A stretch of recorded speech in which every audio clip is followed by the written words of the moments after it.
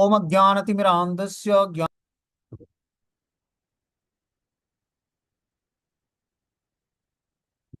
ओम ज्ञानतिमिरान्धस्य ज्ञानञ्जनशलाकया चक्षुरुन्मिलितमेन तस्मै श्रीगुरुवे नमः। श्रीचैतन्यमनोभीष्टं स्थापितं येन भूतले स्वयं रूपकदा मह्यं ददाति स्वपदान्तिकं।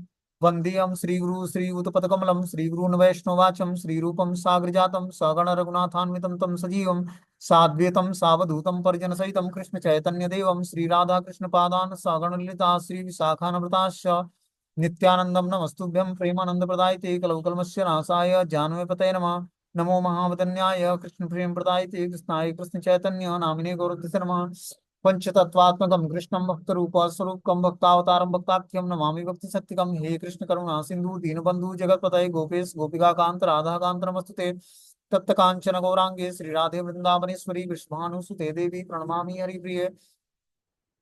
वाञ्छाकल्पतरुवृक्ष कृपा सिन्धुभ्येव च पतितानां पावनेभ्यो वैष्णवेभ्यो नमो नमः। जय श्री कृष्ण चैतन्य प्रभु नित्यानंद श्री अद्वैत गदाधर श्रीवासादि श्री गौर भक्तवृंद। हरे कृष्णा कृष्ण कृष्ण हरे हरे, हरे राम राम राम हरे हरे।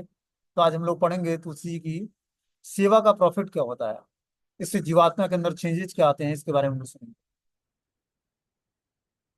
बता रहे हैं कि एक वैश्या द्वारा तुलसी सेवा, एक वैश्या थी, मतलब चरित्रहीन स्त्री, उसको वैश्या बोलते हैं। उसके द्वारा तुलसी सेवा हुई तो उसको क्या बेनिफिट मिला, इसके बारे में हम लोग सुनेंगे। बोलते हैं श्री हरिदास ठाकुर की महिमा का वर्णन करते हुए श्री कृष्णदास कविराज गोस्वामी अपने ग्रंथ चैतन्य चरितामृत में लिखते हैं कि श्री रामचंद्र खान के आदेशानुसार लक्ष्य हीरा वैश्या श्री हरिदास ठाकुर को पथभ्रष्ट करने हेतु जाती है। हरिदास ठाकुर सदैव नाम जप में मग्न रहते थे। निर्जन बने कुटीर करी तुलसी सेवन, रात्रि दिने तीन लक्ष्य नाम संकीर्तन। हरदास ठाकुर ने एकांत जंगल में कुटिया बनाई थी। वहां उन्होंने तुलसी का पौधा लगाया और तुलसी के समक्ष वे प्रतिदिन 3 लाख बार नाम, 3 लाख नाम दिन रात निरंतर जपा करते थे। इस श्लोक के तात्पर्य में बताया गया कि हरिदास ठाकुर हरे कृष्ण महामंत्र का जप के आचार्य होने के कारण नामाचार्य हरिदास ठाकुर कहलाते थे। उनके निजी दृष्टांत से हम समझ सकते हैं कि हरे कृष्ण मंत्र का जप तथा कृष्ण भावनामृत में अत्यधिक प्रगति करना अत्यंत सरल है। बिना कठिनाई के कोई कहीं भी बैठकर इसको कर सकता है। विशेष रूप से गंगा यमुना या किसी अन्य पवित्र नदी के किनारे बैठने के लिए स्थान या कुटिया बनाकर तुलसी का पौधा लगाकर तुलसी के सामने अविचल भाव से हरे कृष्ण महामंत्र का जप कर सकता है। हरिदास ठाकुर नित्य प्रतिदिन अपनी माला पर 3 लाख बार नाम जप करते थे। वे दिन रात हरे कृष्ण महामंत्र के 16 नामों का जप किया करते थे। किंतु किसी को हरिदास ठाकुर की नकल नहीं करनी चाहिए, क्योंकि अन्य कोई भी एक दिन में 3 लाख नाम जप नहीं कर सकता है। ऐसा जप मुक्त पुरुषों के लिए है। हाँ, हम उसके उनके दृष्टांत का पालन नित्य प्रति 16 माला हरे कृष्ण महामंत्र का जप करके और तुलसी के पौधे को आदर प्रदान करके कर सकते हैं। यह किसी के लिए भी कोई कठिन कार्य नहीं है। तुलसी के पौधे के समक्ष व्रत लेकर नाम जप करने से ऐसी आध्यात्मिक शक्ति होती है। ऐसा करने से मनुष्य आध्यात्मिक रूप से सशक्त बन जाता है। इसलिए हमें हरे कृष्ण आंदोलन के सदस्यों से अनुरोध है करता है कि वे हरिदास ठाकुर के दृष्टांत का को दृढ़ता से पालन करें। 16 माला जप करने में अधिक समय नहीं लगता है, न ही तुलसी को नमस्कार करना कठिन है। इस विधि से अत्यधिक आध्यात्मिक शक्ति प्राप्त होती है। इस अवसर को हाथ से नहीं जाने देना चाहिए। हमें हरे कृष्ण महामंत्र का जाप जो है तुलसी महारानी के सामने बैठ के करना चाहिए। श्री हरिदास ठाकुर सदैव नामामृत में मग्न रहा करते थे, परंतु वैष्णव विद्वेषी रामचंद्र खान ने उनके वैराग्य आदि को नष्ट करने हेतु एक अत्यंत सौंदर्यवती वैश्या को भेजते हैं। प्रथम रात्रि में जब वैश्या हरिदास ठाकुर की कुटिया के पास गई, तब उसने 2 कार्य किए। क्या कार्य किए? तुलसी नमस्करी हरिदासीर द्वारे जाइया, गोसाईर नमस्करी रहिला दंडैया। तुलसी के पौधे को नमस्कार करके वो हरिदास ठाकुर के द्वार पर गई और उन्हें नमस्कार करके वहीं खड़ी हो गई। श्री हरिदास ठाकुर की भजन कुटी के सामने तुलसी मंच था। लक्ष्य हीरा वैश्य सर्वप्रथम उस स्थान में जाकर श्री तुलसी महारानी का दर्शन और प्रणाम करके हरिदास ठाकुर के निकट आई। तुलसी को प्रणाम आदि की शिक्षा उसे प्रदान नहीं की गई थी।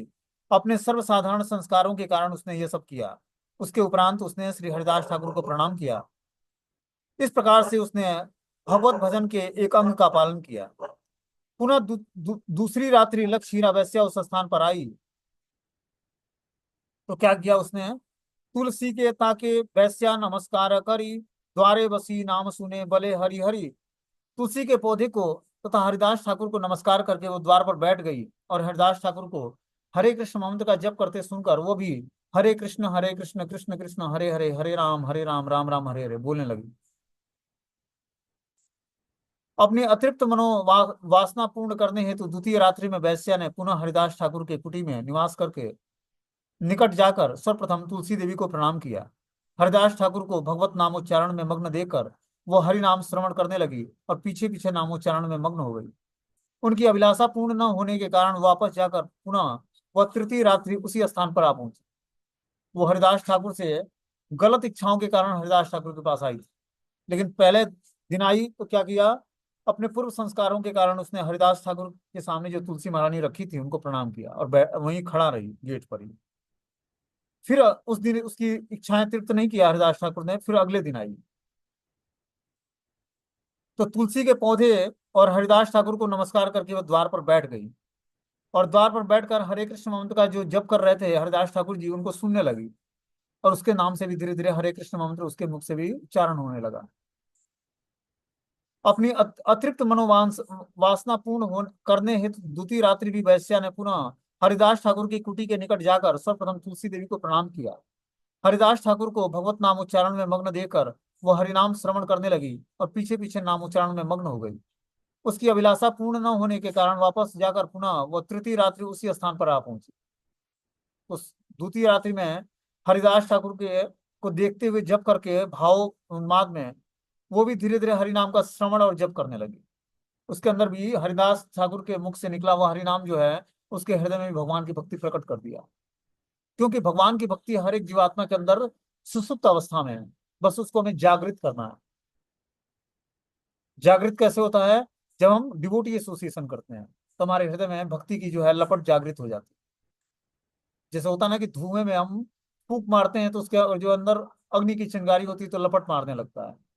उसी तरह भक्त लोग क्या करते हैं, हमारे हृदय में जब फूंक मारते हैं तो क्या होता है, कृष्ण भक्ति की लपट जागृत हो जाती है। और जब कृष्ण भक्ति की लपट जागृत होती है तब व्यक्ति जो है भक्ति करने का प्रयास करता है और धीरे धीरे उसके सारे पाप जो है भस्मीभूत हो जाते हैं। तृतीय रात्रि में लक्षीरा वैश्या ने आकर तुलसी दर्शन और प्रणाम करके हरिदास ठाकुर को दंडवत प्रणाम किया। इस दिन उसका हृदय संपूर्ण रूप से शुद्ध हो गया। श्री हरिदास ठाकुर के चरणों में अपनी घृणित अभिलाषा के कारण क्षमा याचना करके और अपने उद्धार के लिए उनसे प्रार्थना करने लगी। तो लक्षीरा वैश्या आई थी हरिदास ठाकुर को पतित करने के लिए, लेकिन क्या हुआ, उनके मुख से हरिनाम सुनकर उसका हृदय परिवर्तन हो गया। और तृतीय रात्रि में क्या होती है, हरिदास ठाकुर को के चरणों पर लौटने लगती है और अपने घृणित अभिलाषा के लिए क्षमा याचना करती है और अपने उद्धार का कारण पूछती है उनसे। 3 दिन तुलसी की सेवा दर्शन और प्रणाम और सदैव तुलसी के सन्निकट अवस्थान करके श्री हरिदास ठाकुर के मुख से शुद्ध कृष्ण नाम का उच्चारण श्रवण करके वह पूर्ण रूपेण शुद्ध हो गई। तुलसी देवी की सेवा के द्वारा उसने मन में एकाग्रता आ गई। तुलसी की सेवा के द्वारा व्यक्ति के मन में स्वतः ही एकाग्रता आ जाती है, क्योंकि तुलसी वृक्ष स्वाभाविक रूप से शुद्ध सात्विक गुणों और आध्यात्मिकता का प्रतीक है। इस प्रकार से देखा जाता है कि तुलसी की सेवा और श्री हरिदास ठाकुर की आहितकी की कृपा से वैश्या के हृदय में परिवर्तन आकर उसकी सुप्त कृष्ण चेतना का विकास हुआ। जब उसने हरिदास ठाकुर के चरणों में अपने उद्धार हेतु प्रार्थना की तब वे उससे बोले कि तुम अपनी सारी धन संपत्ति ब्राह्मणों को दान दे दो। निरंतर नाम लो कर तुलसी सेवन, अचिराते पावे तुम्हें कृष्ण चरण। हरदास ठाकुर ने आदेश दिया कि हे, तुम क्या करो, जितना भी गलत कार्य करके तुमने धन कमाया है वो ब्राह्मणों को दान दे दो, और क्या करो, निरंतर नाम लो हरे कृष्ण मंत्र का और तुलसी सेवन करो, और तुम्हें जल्दी ही कृष्ण चरणों की प्राप्ति हो जाएगी। निरंतर हरे कृष्ण मंत्र का जप करो और जल जल से सिंचन और स्तुति करके तुलसी की सेवा करो। इस प्रकार तुम तुरंत ही कृष्ण के चरण कमलों की शरण पाने का अवसर प्राप्त कर लोगी। शिला हरदास ठाकुर ने उसे अपनी जप माला देकर उपदेश दिया।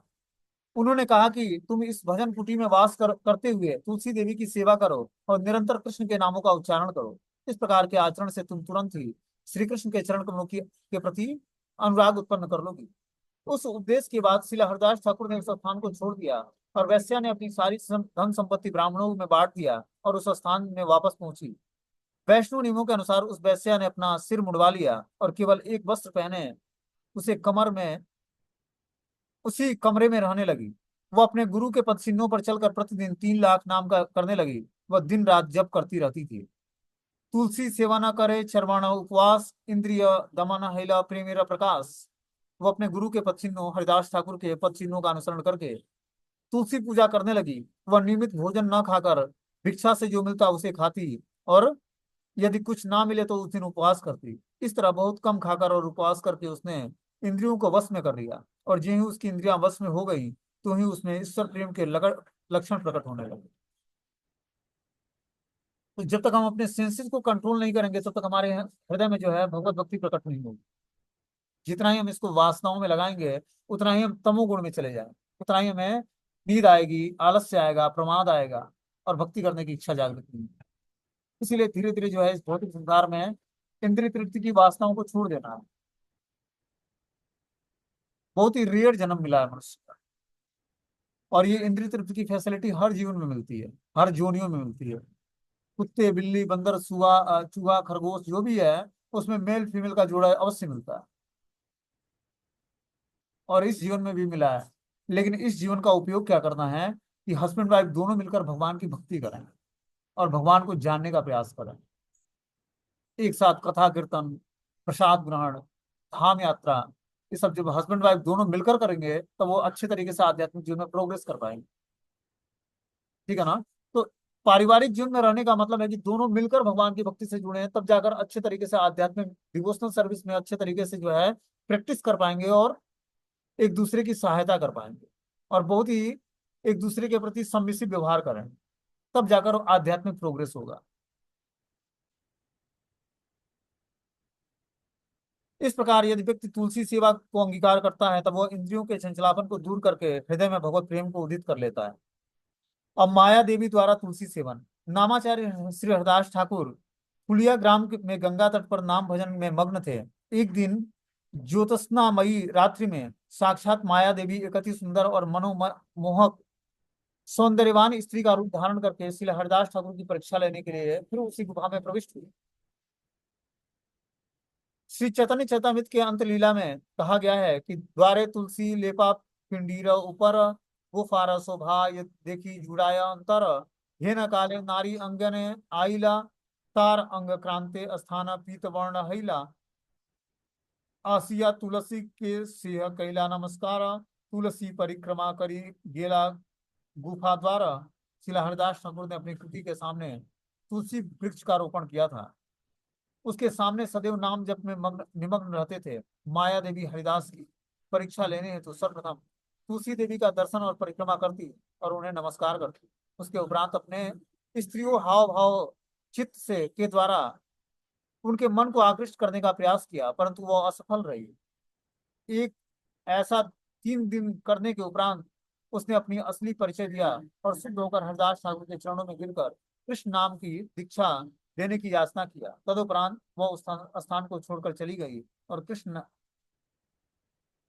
कृष्ण नामामृत में सदैव पान करने लगी। इस प्रकार से तुलसी की अल्प सेवा से माया देवी कृष्ण नामामृत में निमग्न हो गई।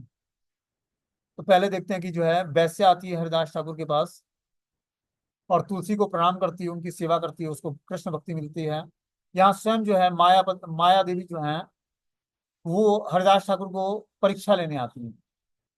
लेकिन आती है परीक्षा लेने तुलसी महारानी की को प्रणाम करती हैं, और उनको प्रणाम करने मात्र से उनके अंदर भी धीरे धीरे शुद्ध भक्ति का जागरण हो जाता है, और वो फिर जो है वो कृष्ण नामामृत का सदैव पान करने लगती हैं। और इस प्रकार तुलसी की अल्प सेवा करने से माया देवी कृष्ण नामामृत में निमग्न हो जाती हैं, वो भी सेवा में एंगेज हो जाती है हरे कृष्ण महामंत्र के जप में। अब बता रहे कि मृगारी द्वारा तुलसी सेवन। मृगारी एक नारद मुनि का शिष्य था। उसका एक ही काम था, एक ही व्यवसाय था, जीव जंतुओं को मारना। अधमरा करके वो छोड़ देता था, और जब तड़पते हुए जीव होते थे उसको देखकर आनंद आता था। जब जीवात्मा मर जाता उसकी चमड़ी और मांस को बेचकर वो अपना परिवार का पालन पोषण करता। तो ये मृगारी जो था, बताएं कि श्री चैतन्य चरितामृत के मध्य लीला में श्री चैतन्य महाप्रभु सनातन गोस्वामी को उपदेश देते हुए साधु संघ की महिमा का वर्णन करते हैं। नारद और शिकारी का वृतांत सुनाते हैं। ये कथा जो है श्री चैतन्य महाप्रभु सनातन गोस्वामी को चैतन्य चरितामृत में सुनाते हैं। क्या बोलते हैं कि एक बार महान संत नारद मुनि वैकुंठ में भगवान नारायण के से भेंट करने के बाद गंगा यमुना सरस्वती इन तीन नदियों के संगम में स्नान करने प्रयाग आते हैं। जंगल में जाते हुए नारद मुनि ने रास्ते में एक हिरण पड़ा देखा, जो एक तीक्ष्ण से तीर से विधा था। उसके पांव टूट चुके थे और वह तीव्र पीड़ा के कारण तड़प रहा था। कुछ ही दूरी पर नारद ने तीर से विधा एक सूअर देखा। उस उसके भी पांव टूटे हुए थे और वह पीड़ा से तड़प रहा था। जब वे आगे बढ़े तो उन्होंने एक खरगोश को भी तड़पते हुए देखा। नारद मुनि इन जीवों को इस तरह कष्ट भोगते देखकर हृदय में अत्यधिक दुखी हुए। जब नारद मुनि और आगे बढ़े तो उन्होंने एक वृक्ष के पीछे एक शिकारी को देखा। वह शिकारी तीर लिए हुए था और अन्य पशुओं को मारने की तैयारी में था। इस शिकारी का शरीर काला था, उसकी आंखें लाल लाल तप्त थीं और वह अत्यंत भयानक लग रहा था। ऐसा दिख रहा था मानो वह यमराज हो, और वह अत्यंत भयानक लग रहा था। ऐसा दिख रहा था मानो वह यमराज हो और वह अपने हाथों में धनुष बाण लिए खड़े था। तब नारद मुनि जंगल का मार्ग छोड़कर शिकारी के पास गए। जो सारे पशुओं ने तुरंत उसे देखा, वहां से भाग गए। जब सारे पशु भाग गए तो शिकारी ने गाली देकर नारद को दंडित करना चाहा, किंतु नारद के समक्ष वह एक एक भी बुरा शब्द उच्चारित नहीं कर पाया। शिकारी ने नारद मुनि से कहा, हे गोस्वामी, हे महामुनि, आपने मेरे पास आने के लिए जंगल में से होकर जाने वाले सामान्य मार्ग को क्यों छोड़ा है? आपको देखते ही मेरे शिकार के सारे पशु भाग गए हैं। नारद मुनि ने उत्तर दिया, मार्ग छोड़कर मैं तुम्हारे पास अपना एक संदेह दूर करने आया हूँ। मैं संशय में था कि सारे अधमरे सूअर और अन्य पशु तुम्हारे हैं। शिकारी ने उत्तर दिया, हाँ, आप जो कह रहे हैं सही है। तब नारद मुनि ने पूछा कि तुमने उन पशुओं को पूरी तरह से क्यों नहीं मारा है? तुमने उसके शरीरों में अपने तीर भेद कर उसे अधमरा क्यों रखा है? शिकारी ने उत्तर दिया, हे साधु पुरुष, मेरा नाम मृगारी है, मैं पशुओं का शत्रु हूँ। मेरे पिता ने उन्हें इसी प्रकार मारे जाने की शिक्षा मुझे दी थी। जब मैं अधमरे पशुओं को तड़पते हुए देखता हूँ तो मुझे बड़े ही आनंद का अनुभव होता है।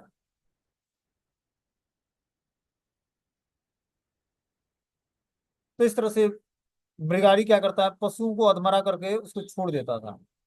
नारद मुनि ने कहा कि मैं शिकारी ने उत्तर दिया कि जब मैं अन्य पशुओं को चाहे उसे ले सकते हैं। यदि आपको मृग छाल चाहिए तो आप मेरे पास अनेक हैं, मैं आपको मृग छाल या ब्याग की खाल दे सकता हूँ। नारद मुनि ने कहा, मैं कोई छाल नहीं चाहिए, मैं तुमसे दान में केवल एक वस्तु चाहता हूँ।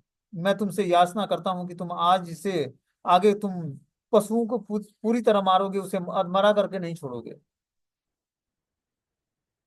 शिकारी ने उत्तर दिया, हे महाशय, आप मुझसे यह क्या मांग रहे हैं? इन पड़े हुए अधमरे पशुओं में क्या बुराई है? क्या आप मुझे बता सकेंगे? नारद मुनि ने उत्तर दिया, यदि तुम पशुओं को अधमरा छोड़ देते हो तो तुम जानबूझकर उन्हें पीड़ा पहुंचाते हो, अतः बदले में तुम्हें दुख भोगना पड़ेगा। नारद मुनि ने आगे कहा, हे शिकारी, तुम्हारा कार्य पशुओं का वध करना है, यह तो तुम्हारे अल्प अपराध हैं, किंतु जब तुम जानबूझकर उन्हें अधमरा छोड़कर व्यर्थ तड़पाते हो तो तुम बहुत भारी पाप करते हो। नारद मुनि ने कहा कि तुमने जिन पशुओं को मारा है और व्यर्थ ही जिन्हें पीड़ा पहुंचाया है, वे सब एक एक करके अगले जन्म में तुम्हें मारते रहेंगे। इस तरह नारद मुनि की संगत से वह शिकारी अपने पाप कृत्यों से थोड़ा बहुत स्वीकार करने लगा, अतः वह अपने अपराधों के कारण कुछ भयभीत होता। शिकारी ने स्वीकार किया कि उसके द्वारा पाप कर्म हुए हैं। तब उसने कहा कि मुझे बचपन से ही इस पेशे की शिक्षा दी गई है और ये मेरा पारिवारिक पेशा है, जंतुओं का शिकार करना, उनको अधमरा करके छोड़ देना। शिकारी ने बोला, हे महानुभाव, कृपया मुझे बताएं कि मैं अपने पापी जीवन के कर्म फलों से किस प्रकार छुटकारा पा सकता हूँ। अब मैं पूरी तरह से आपकी शरण में हूँ और आपके चरण कमलों में पड़ता हूँ। कृपया मेरे पाप कर्मों के फलों से मेरा उद्धार कीजिए। नारद मुनि ने शिकारी को आश्वासन दिया, यदि तुम मेरे उपदेशों को सुनोगे तो मैं तुम्हें तुम्हारी मुक्ति का उपाय ढूंढ निकालूंगा। तब शिकारी ने कहा कि हे मान्यवर, आप जो कहेंगे वही मैं करूंगा। नारद ने उन्हें तुरंत आदेश दिया, पहले तुम अपना धनुष तोड़ डालो और तब मैं तुम्हें बताऊंगा कि तुम्हें क्या करना है। शिकारी ने उत्तर दिया, यदि मैं अपना धनुष तोड़ दूंगा तो फिर मैं अपना भरण पोषण कैसे करूंगा? यही मेरे जीविका का साधन है। नारद मुनि ने उत्तर दिया, चिंता मत करो, मैं प्रतिदिन भोजन दिया करूंगा। नारद मुनि द्वारा इस प्रकार चरण कमलों पर गिरा पड़ा, अपने आप को पूर्ण समर्पित कर दिया। बाद में नारद मुनि ने अपने हाथ से उसे उठाया और आध्यात्मिक उन्नति का उपदेश दिया। तब नारद मुनि ने शिकारी को उपदेश दिया कि तुम घर लौट जाओ और तुम्हारे पास जितना धन है उसे शुद्ध ब्राह्मणों को दान दे दो, और अपना धन बांटने के लिए तुम तथा तुम्हारी पत्नी दोनों ही अपने पहनने के लिए एक एक वस्त्र लेकर गृह त्याग कर दो। नारद मुनि एक मृगारी को उपदेश प्रदान करते हुए कहते हैं कि तुम सर्वस्व का त्याग करके श्री कृष्ण के भजन को स्वीकार करो और निमग्न हो जाओ। इस तरह से नारद मुनि मृगारी को आदेश देते हैं। और मृगारी क्या करता है? नारद मुनि ने कहा कि तुम अपना घर छोड़कर नदी के किनारे जाओ, वहां तुम एक छोटी सी कुटिया बना लो, उस कुटिया के सामने एक चबूतरे पे तुलसी का एक पौधा लगा लो। तुलसी परिक्रमा कर, तुलसी सेवन निरंतर कर, कृष्ण नाम संकीर्तन। अपने घर के सामने तुलसी रोपने के बाद नित्य प्रतिदिन उस तुलसी वृक्ष की परिक्रमा करना, उसे जल देकर सेवा करना, और निरंतर ही उसके सामने हरे कृष्ण मंत्र का जप करना। नारद के इन आदेशों को उस मृगारी ने गंभीरता से ग्रहण किया, और कुछ ही समय में वह शिकारी श्री कृष्ण का एक महानतम शुद्ध भक्त बन गया। इस प्रकार से देखें तो एक साधक के भक्ति में जीवन का एक महत्वपूर्ण अंग तुलसी सेवा है, जिसका संपादन करने से निम्न स्तर के व्यक्ति भी तुरंत आध्यात्मिक उन्नति की अनुभूति प्राप्त करता है। तो कोई व्यक्ति तुलसी से जी की सेवा करता है तो धीरे धीरे जो है वो अपने निम्नतर व्यक्तित्व को छोड़कर और जो है उच्च स्तरीय व्यक्तित्व को प्राप्त करेगा, और क्या करेगा? आध्यात्मिक अनुभूति प्राप्त करेगा, आध्यात्मिक रियलाइजेशन प्राप्त करेगा। आध्यात्मिक जीवन में टिके रहने के लिए हमें, जब तक हम शास्त्रों को पढ़ेंगे सुनेंगे नहीं ध्यान पूर्वक और उसको रियलाइज नहीं करेंगे, तब तक हमारा आध्यात्मिक जीवन में प्रोग्रेस होगा नहीं। अब आगे बता रहे हैं कि कार्तिक मास में तुलसी सेवा कैसे की जाए। स्कंद पुराणांतर्गत कार्तिक माहात्म्य में नारद के प्रश्नों का उत्तर देते हुए ब्रह्मा जी तुरंत सेवा की महिमा का वर्णन करते हैं। क्या बोलते हैं नारद मुनि? कि प्रत्येक व्यक्ति को कार्तिक मास के विभिन्न श्री राधा कृष्ण की पूजा करनी चाहिए। जो व्यक्ति इस महीने में तुलसी वृक्ष के नीचे श्री राधा कृष्ण के विग्रहों की निष्काम भावना से आराधना करता है, उसे जीवन मुक्त समझना चाहिए। क्या बोलते हैं यहाँ पर? कि प्रत्येक व्यक्ति को कार्तिक मास में विशेष रूप से श्री राधा कृष्ण की पूजा करनी चाहिए। जो व्यक्ति इस महीने में तुलसी वृक्ष के नीचे श्री राधा कृष्ण के विग्रहों की निष्काम भाव से आराधना करता है, उसे जीवन मुक्त समझना चाहिए, और धीरे धीरे जो है समस्त पापों से छूट जाएगा और जीवन मुक्त अवस्था को प्राप्त कर लेगा। कार्तिक में करणीय कार्यों का वर्णन करते हुए ब्रह्मा जी कहते हैं कि स्थानम जागरणम दीपम तुलसी वन पालन कार्तिके ये प्रकृवंती ते नरः विष्णु मृतम मृत्यय। जो लोग कार्तिक मास में स्नान, जागरण, दीपदान और तुलसी सेवा की, तुलसी वन की रक्षा करते हैं, तो भगवान विष्णु के स्वरूप में हो जाते हैं। और जब हमें अपने स्वरूप को भगवान से मैच करना है तो हमें क्या करना पड़ेगा? कार्तिक मास में स्नान, जागरण, दीपदान और तुलसी की सेवा करनी पड़ेगी। तब जाकर हम जो है धीरे धीरे भगवान विष्णु को जानने के योग्य हो पाएंगे। इस मास में जो भक्त प्रातः काल स्नान करके पवित्र होकर कोमल तुलसी दल से भगवान दामोदर की पूजा करता है, वह निश्चित ही भगवत धाम को प्राप्त करने के अधिकारी बनता है। यदि कोई व्यक्ति इस माह में तुलसी के आधे पत्ते में भी प्रतिदिन भक्ति पूर्वक भगवान की पूजा करता है, तो भी भगवान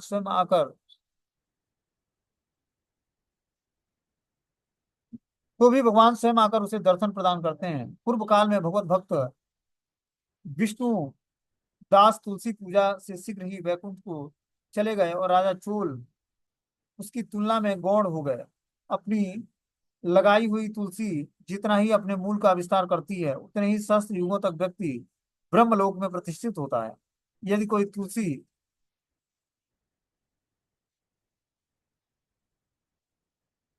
संयुक्त जल में स्नान कराता है तो वह समस्त पापों से मुक्त होकर भगवान विष्णु के धाम में जाकर दिव्य आनंद को प्राप्त करता है। हे नारद, जो व्यक्ति लगाने के लिए तुलसी का संग्रह करता है और रोपने के पश्चात तुलसी का वन तैयार करता है, वह तुरंत ही भगवत धाम को प्राप्त होता है। जो तुलसी का वन तैयार करता है उसे तुरंत ही भगवत धाम की प्राप्ति होती है। जो तुलसी बुद्धिमान व्यक्ति तुलसी का वृक्ष लगाते हैं वे यमराज को नहीं देखते हैं। जिसके मुख में, कान और मस्तक पर तुलसी का पत्ता दिखाई देता है उसके ऊपर यमराज कभी भी दृष्टिपात नहीं करता है। फिर उसके दूतों दूतों की ही बात ही क्या है।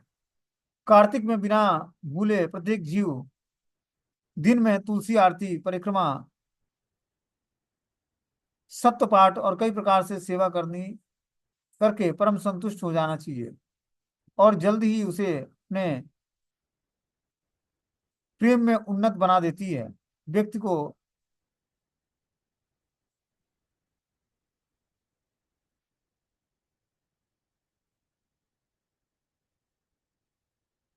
पता है कि व्यक्ति को निश्चित रूप से तुलसी का रोपण और पौधा दान करना चाहिए। ऐसा करने से आध्यात्मिक ऐसा करने से व्यक्ति सरलता से अपने हृदय में भगवत चेतना का विकास करता है। इसलिए कार्तिक में व्यक्ति को भगवत चेतना का विकास करना होता है। इसलिए कार्तिक में व्यक्ति को भगवान दामोदर की परम संतुष्टि के लिए तुलसी सेवा को अतिरिक्त समझकर ये स्वीकार करना चाहिए, ताकि उसका हृदय शीघ्रता से भगवत प्रेम में निमग्न हो सके। तो इस तरह से जो है यहाँ पर हम लोगों ने तुलसी जी की महिमा सुनी। अब आगे जो है क्लास, अगले मीटिंग में तुलसी और शालिग्राम जलदान के बारे में बताया जाए। हरे कृष्ण।